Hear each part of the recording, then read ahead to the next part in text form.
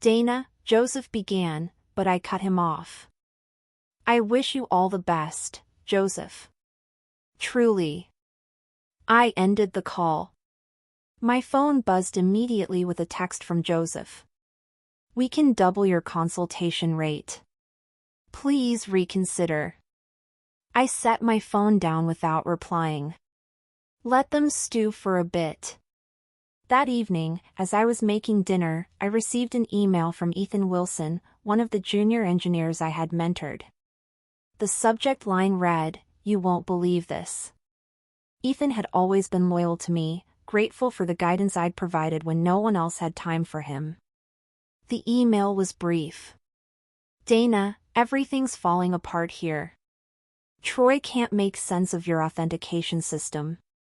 3 clients have reported major issues after the latest deployment. Logan's blaming the engineering team, but everyone knows it's because they can't understand your architecture. Joseph is in full panic mode, just thought you should know. Miss having you here? I sat down at my kitchen counter, staring at the email. I hadn't expected things to unravel so quickly. Part of me felt a twinge of concern for my former colleagues. Most of them were good people caught in a bad situation. But another part of me, the part that remembered Logan's smirking dismissal, felt the first flicker of satisfaction. My phone rang again. This time it was Valerie. I just got a call from Quantum Shift's legal department, she said. They want to discuss a consulting arrangement. Already? I was surprised at how quickly things had escalated. Apparently they're having some technical difficulties, Valerie said, her tone deliberately understated. What do you recommend? I asked. I recommend we let them sweat a bit longer, she replied. The more desperate they get, the better position you'll be in. As I hung up, I felt a shift inside me, the realization that I now held the power in this situation. It wasn't about revenge, it was about recognition of my value. And it seemed that recognition was finally coming. By the 4th week after my dismissal, the calls became more frequent. Joseph, Troy, even Ethan with unofficial pleas for help. I maintained my distance, giving vague responses when I bothered to answer at all. While they scrambled, I was busy. I'd set up meetings with 3 competing firms, not looking for employment, but exploring the market landscape. I needed to understand my position of strength. On a bright Tuesday morning, exactly 1 month after I'd cleaned out my desk, Logan himself called. Dana, he said, his voice straining to maintain its usual confidence. I think we got off on the wrong foot. The board and I have been discussing your departure and we feel there might have been a misunderstanding. A misunderstanding, I repeated, keeping my voice flat. About what exactly? About your value to the company, Logan said, the words clearly difficult for him to utter. We'd like to bring you back on as a consultant to help with the transition. I almost asked, what about nobody remembering my contributions, but decided against it. No need to reveal my hands so early. I'm not interested in consulting, I said, but I appreciate the offer. Dana, be reasonable. We're talking about a significant consulting fee, 6 figures for a few weeks of work. I'm quite busy at the moment, I replied, echoing my response to Joseph. Best of luck with everything. I hung up before he could respond and immediately called Valerie. Logan just called offering a consulting position, I told her. 6 figures. They're getting desperate, Valerie said, but we need to tread carefully. Have you been monitoring their product? I had indeed. Quantum Shift's client-facing dashboard had been experiencing significant downtime. Their Twitter support account was working overtime responding to complaints. Their stock price, which had surged after the funding announcement, had dropped 15% in the past week. It's not looking good for them, I confirmed. Perfect, Valerie said. I've been doing some digging of my own. Did you know that Logan presented your authentication system as his own creation to the investors? I felt a cold shock run through me. What? I have a contact on their board. Apparently, Logan's been taking credit for your work for years. The investors were funding his vision, not realizing that the technical backbone was entirely your creation. The revelation shouldn't have surprised me, but it did. It was one thing to dismiss me. It was another to steal credit for my work. This crossed a line I hadn't anticipated. What's our next move? I asked, my voice hardening. We wait one more week, Valerie advised. Let the situation deteriorate further. Then we send a formal notification of retained intellectual property rights. Can we do that? I signed their employment contract. The contract covers work done within the scope of your employment. But your custom authentication system? The one that makes their product unique. You developed the initial prototype on your own time, before you joined Quantum Shift. You have the dated GitHub repository to prove it.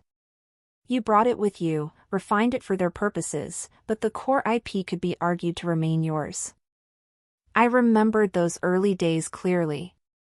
Coding in my apartment on weekends. Developing the authentication system as a project before Logan ever approached me about joining Quantum Shift. I had mentioned this to Logan when I was hired, but he had dismissed it as unimportant. Now it seemed that dismissal might cost him dearly. So we have leverage, I said slowly, understanding dawning. More than leverage, Valerie replied. We have a legal claim that could freeze their entire operation if we push it. I leaned back in my chair, processing this information. I had walked away from Quantum Shift feeling powerless. Now, the tables had turned so completely that I almost felt sorry for them. Almost. 5 weeks after my departure, the situation at Quantum Shift reached a breaking point. Their stock had fallen another 20%, and rumors of client departures were circulating in industry forums. My phone had stopped ringing. A silence more ominous than the desperate calls had been. I was at home watching a documentary when my doorbell rang. When I opened the door, I was shocked to find Olivia Harris, the lead investor from Threshold Ventures, standing on my porch. Ms. Whitaker, she said, her expression serious. Don't worry, nobody will remember your contributions anyway. The words hung in the air of Logan's sleek office as I stared at the severance agreement I'd just signed. 5 years of 70-hour weeks reduced to a digital signature and a dismissive comment. I maintained a neutral expression even as I felt my chest tightening. I appreciate the opportunity, I said, rising from the chair. Professional to the end. That's me, Dana Whitaker, Senior Systems Engineer. Or former Senior Systems Engineer, as of 3 minutes ago. Logan Merritt, our charismatic CEO, didn't even look up from his laptop. His perfectly styled hair caught the San Diego sunlight streaming through the floor-to-ceiling windows that had been installed after a series of funding came through. $10 million to scale the company I'd helped build from the ground up. I walked through the open office space, past rows of engineers who had no idea I wouldn't be returning tomorrow. Some of them were working with my code right now. Code I'd written during countless all-nighters, code that formed the backbone of our entire product. The custom system architecture I designed when we were still working out of that dingy warehouse space downtown. When we couldn't afford air conditioning, and I'd keep coding even as sweat dripped down my back. Heading out early, called Thomas from his desk, one of the newer hires who had no idea what was happening. Something like that, I replied with a smile that didn't reach my eyes. I packed my personal items quickly, there weren't many. A small plant, a framed photo of my sister's family, and a coffee mug. 5 years and I could fit my personal effects into a single canvas tote. I'd given everything else to this company. As I waited for the elevator, I felt a chill creep up my spine. Logan's comment about nobody remembering my contributions wasn't just mean, it was wrong. Every line of that system architecture had my fingerprints on it. The documentation was in my unique structure, designed for my own understanding with shorthand notes that only made sense to me. I had purposely never created the comprehensive guide that had been on my to-do list for 3 years, always postponed for more urgent tasks. The elevator doors opened and I stepped inside. As they closed, I caught one last glimpse of the office that had been my second home. A thought occurred to me then: they really had no idea what they'd just done. I wasn't angry, not yet, but I was suddenly very, very aware of my value, and of the precise location of every original architecture draft, version log, and IP-related correspondence that had my name on it. I grew up in the shadow of my father's failure. He was a brilliant engineer who designed a revolutionary battery system back in the 90s. When his company went public, they pushed him out and scrubbed his name from every press release. I vowed I'd never let that happen to me. Yet here I was, 29 years old, walking away from Quantum Shift with nothing but a severance check and a non-disclosure agreement that I had carefully reviewed before signing. The NDA covered company secrets, but it didn't cover my personal documentation process or the files I'd deliberately sent to my personal attorney before I'd even walked into Logan's office. I'd sensed this coming 3 weeks ago. The whispers, the closed-door meetings, the way Logan had started introducing Troy, the new engineering consultant, to our investors. I wasn't paranoid. I was prepared. On the drive home, I called my attorney, Valerie Knowles. "I've been dismissed," I said simply. "They're bringing in someone with more experience." "I see," Valerie replied, her voice steady. "And the severance package?" 6 months salary, standard NDA. Nothing about intellectual property beyond what was in my employment contract. "Smart girl," Valerie said, and I could hear her smile. "The files you sent over look solid. Let's meet tomorrow to discuss options." The next day, I didn't feel the customary urge to check my work email or Slack messages. Instead, I slept until 9 a.m. for the first time in years, made myself a proper breakfast, and drove to Valerie's office with a strange sense of lightness. Valerie had laid out my files across her conference table. Architecture diagrams, version control logs, emails that clearly showed my contributions, and, most importantly, proof that I had created the custom authentication system that made Quantum Shift's product unique in the marketplace. "You've been meticulous," Valerie said. "Most people don't document like this." "My father taught me to keep receipts," I replied. "So what do you want to do with all this?" she asked, gesturing to the evidence of my 5 years of work. I sat down, considering my options. I wasn't vindictive by nature. I hadn't been raised to seek revenge, but I had been raised to value my own worth. "Nothing yet," I decided, "but I want to be ready." Valerie nodded, understanding perfectly. "They'll come looking for you, companies like this always do, once they realize what they've lost. And when they do, we'll be prepared." I left Valerie's office feeling strangely at peace. For the first time in 5 years, my time was my own, and I intended to use it wisely. 3 weeks after my dismissal, I was sitting in a beachside cafe, sipping an overpriced latte and scrolling through job listings, when my phone rang. The caller ID showed Joseph Bryant, Quantum Shift's CTO. "Dana," he said, his voice overly friendly. "How have you been?" "Fine, Joseph," I replied, keeping my tone neutral. "What can I do for you?" "Well, the team has been working on the next release, and they had a few questions about some of your architecture decisions. I was hoping you might have time for a quick consultation." I took a slow sip of my coffee. Consultation was an interesting choice of words.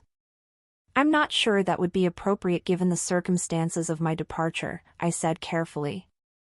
Joseph cleared his throat. Look, Dana, we're willing to compensate you for your time.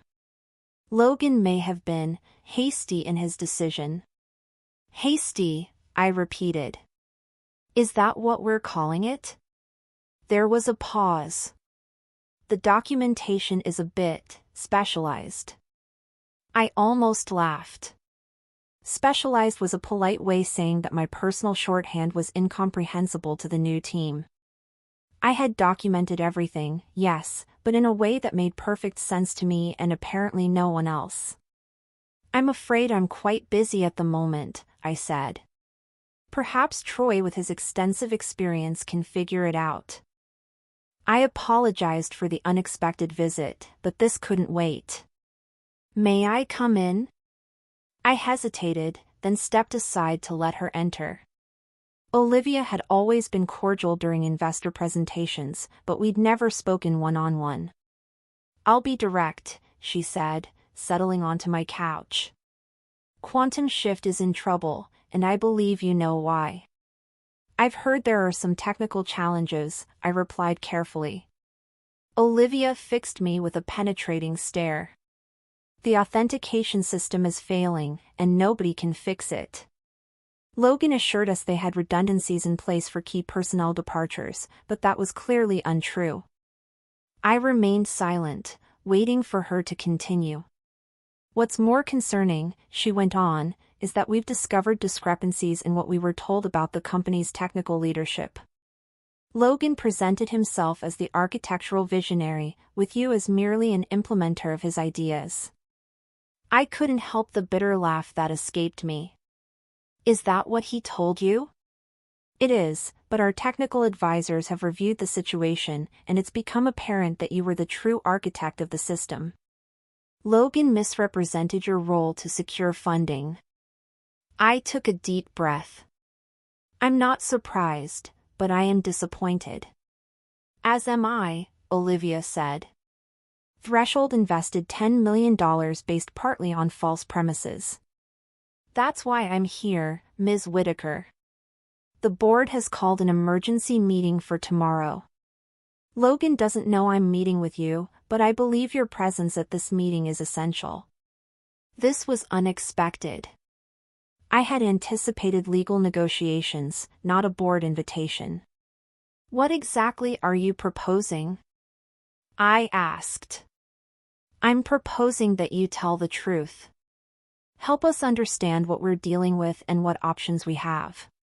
In return, I promise that your contributions will be properly acknowledged and valued. I thought about this for a moment. I appreciate the offer, Ms. Harris, but my attorney has advised me not to engage directly with Quantum Shift without proper legal protections. Olivia nodded, seemingly unsurprised. I understand. What if we include your attorney in the meeting? This isn't about cutting deals in back rooms. It's about transparency. The investors need to know what's really happening. I considered her proposal.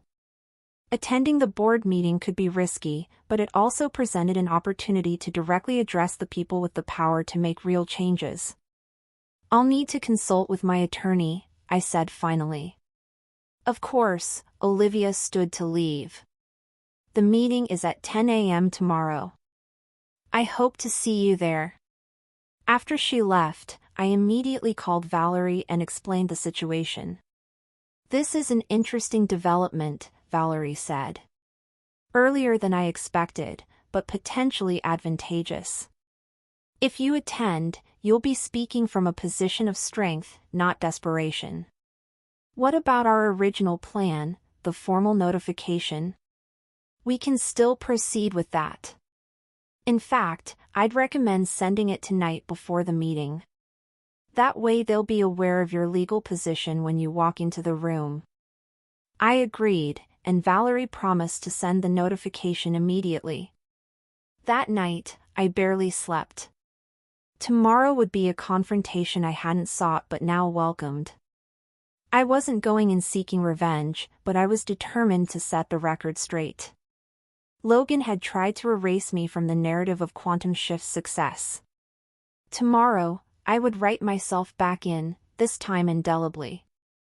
The Quantum Shift offices looked exactly the same as when I'd left 6 weeks ago, yet everything felt different. I walked through the reception area with Valerie beside me, turning heads as I passed. The whispers followed us down the hallway to the main conference room. When we entered, the tension was palpable. Around the long table sat the board members, including Olivia Harris, 3 other investors, and the company's executive team. Logan sat at the head of the table, his usual confident smile nowhere to be seen. Joseph, the CTO, looked like he hadn't slept in days. "Ms. Whitaker, thank you for joining us," Olivia said, rising to greet me. "And this must be your attorney, Ms. Knowles." "That's correct," Valerie replied smoothly, setting her briefcase on the table. "We received your invitation and are here in good faith, but I should note that we delivered a formal notification of retained intellectual property rights to Quantum Shift's legal team last night." Logan's face flushed with anger. "This is absurd. You signed an employment contract that clearly states all work product belongs to the company." "I'm aware of what I signed," I replied calmly. "But the authentication system in question was initially developed before my employment began. I have documented proof, including the original GitHub repository with timestamps." One of the investors, a silver-haired man I recognized as Victor Lee from Magnitude Capital, leaned forward.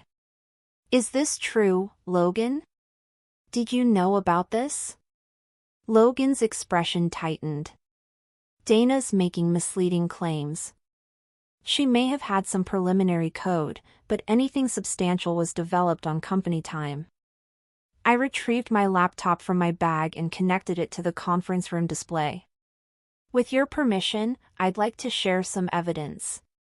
Olivia nodded, and I pulled up the GitHub repository, showing the commit history that clearly dated back to before my employment at Quantum Shift. Then I displayed emails between Logan and me from my early days at the company, where I explicitly mentioned bringing my authentication system to the project. "You'll note," Valerie added, "that Mr. Merritt acknowledged Dana's prior work in these communications, but never formalized any transfer of intellectual property rights beyond the standard employment agreement, which does not cover pre-existing work." The room fell silent as the board members exchanged glances. Logan shifted uncomfortably in his seat. "There's more," I continued, pulling up slides from investor presentations. "These are materials presented to you during the Series A round. You'll notice that the authentication system is highlighted as a key competitive advantage, but my name is conspicuously absent from any of the credits." Victor Lee removed his glasses, rubbing his temples. "Logan, you represented yourself as the technical visionary behind these systems." "I supervised their development," Logan insisted. "Supervision is not creation," I countered, "and your supervision consisted mainly of setting unrealistic deadlines while taking credit for the results." Joseph, who had been silent until now, cleared his throat. "I can confirm that Dana was the principal architect of the authentication system. Without her, we can't maintain it properly, as the past 6 weeks have demonstrated." Logan glared at Joseph, but the damage was done. The investors were now looking at Logan with open suspicion. "What exactly are you seeking here, Ms. Whitaker?" asked another board member. Valerie stepped in. "My client is not looking to destroy Quantum Shift. She believes in the product she helped build. However, she requires proper recognition of her contributions, appropriate compensation for her intellectual property, and guarantees against future misrepresentation of her work." "And if these terms aren't met," Logan challenged, "then the notification stands," Valerie replied coolly. "Quantum Shift will be legally prevented from using the authentication system, effectively rendering your product non-functional." The reality of the situation seemed to dawn on everyone simultaneously. Quantum Shift's $10 million valuation, their entire business model, hung in the balance. And I, the engineer they had so easily dismissed, now held the key to their survival. The emergency board meeting continued for another 3 hours. As discussions intensified, Logan's position weakened with each revelation. The board members, initially skeptical of my claims, grew increasingly convinced as more evidence emerged. Victor Lee called for a brief recess, during which the board members convened privately. When they returned, Olivia Harris addressed the room with a newfound authority. After careful consideration, the board has made several decisions, she announced. First, we're initiating an immediate leadership change. Logan, we appreciate your vision in founding Quantum Shift, but it's clear that there have been serious misrepresentations under your leadership. Logan's face went pale. You can't be serious. I built this company from nothing. With Dana's technology, Victor Lee added pointedly, a fact you deliberately concealed from us. Second, Olivia continued, we're offering Dana a new position as Chief Technology Officer, with appropriate equity compensation and full recognition for her past contributions. My heart raced. This was more than I had expected. Additionally, she said, we're proposing a licensing agreement for the authentication system with royalties on all future revenue derived from its use. Valerie and I exchanged glances. This addressed nearly everything we had hoped for. And finally, Olivia concluded, we're requiring a public correction regarding the development of Quantum Shift's core technology, acknowledging Dana's role as the principal architect. Logan stood up abruptly. This is a mistake. You're handing the company over to someone who's holding it hostage.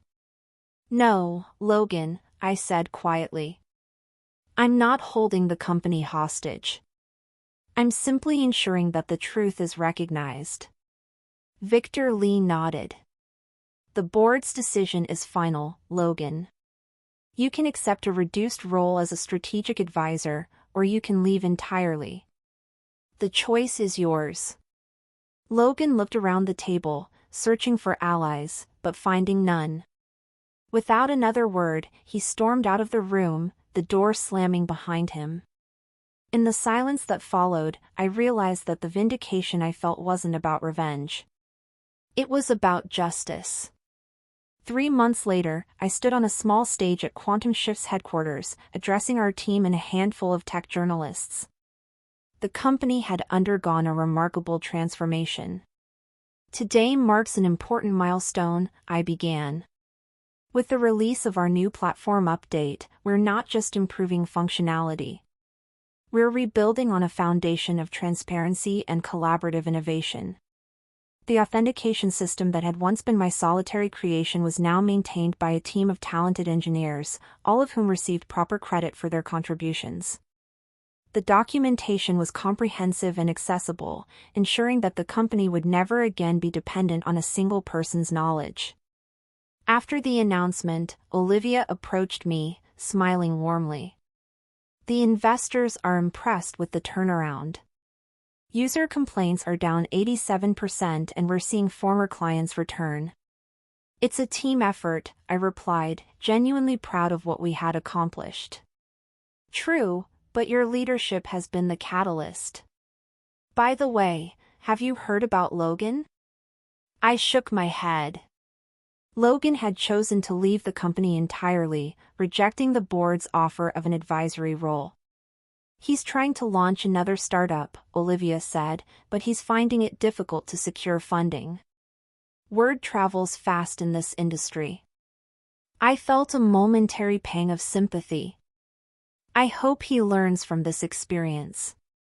As do I, Olivia agreed, though some lessons come at a higher cost than others. Later that day, I received an unexpected email from Logan. It was brief. Dana, I owe you an apology. I should have valued your contributions instead of trying to diminish them. The company is better off in your hands. Logan. I sat at my desk contemplating how to respond. In the end, I kept it simple. Logan, thank you for the apology. I wish you success in your future endeavors. Sometimes the most valuable lessons are the most painful ones. Dana. It wasn't about forgiveness or forgetting. It was about acknowledging the truth, something I had fought for and finally achieved.